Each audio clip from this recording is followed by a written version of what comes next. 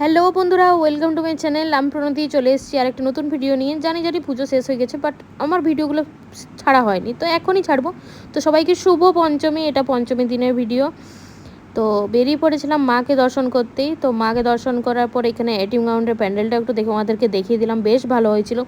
সেদিন রাত্রে প্রচুর কাজ নিয়ে বেরিয়েছিলাম, বন্ধুদের সাথে তো বেরোবোই, তার আগে প্রচুর কাজ ছিল। তো চলো কাজগুলো একে একে করে নিই। তো সেই কাজগুলোর সাথে আমাদেরকে পুরো খাতড়া একবার চক্কর দিতে হয়েছে। এটা হচ্ছে রঙ্কিনীতলার প্যান্ডেল, তোমাদেরকে দেখিয়ে দিলাম। আরও দেখাবো, পুজোতে অনেকবার ঘুরবো, তাই অনেকবারই দেখাবো তোমাদেরকে। তো এই যে বললামই যে কাজ ছাড়ছি, সেটাই এ দেখতে পাচ্ছ, পাতা মুড়ি প্যাকেট সব আমাকে সেদিন বইতে হয়েছে।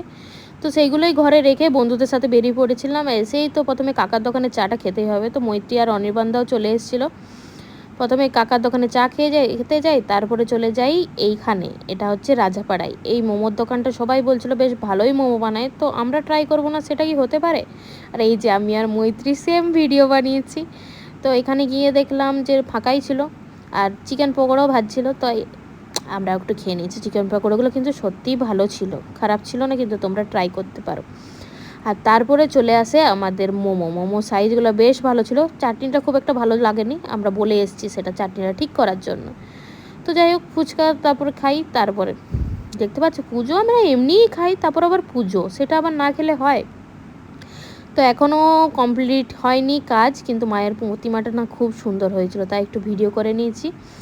আর লাইট দেখে আমার মন খুব আনন্দ হয়ে গেছিলো, তাই লাইটেরও একটু ভিডিও করে নিয়েছি। তো পঞ্চমীটা এরকমভাবেই কাটলো, তারপর বাড়ি চলে যাই।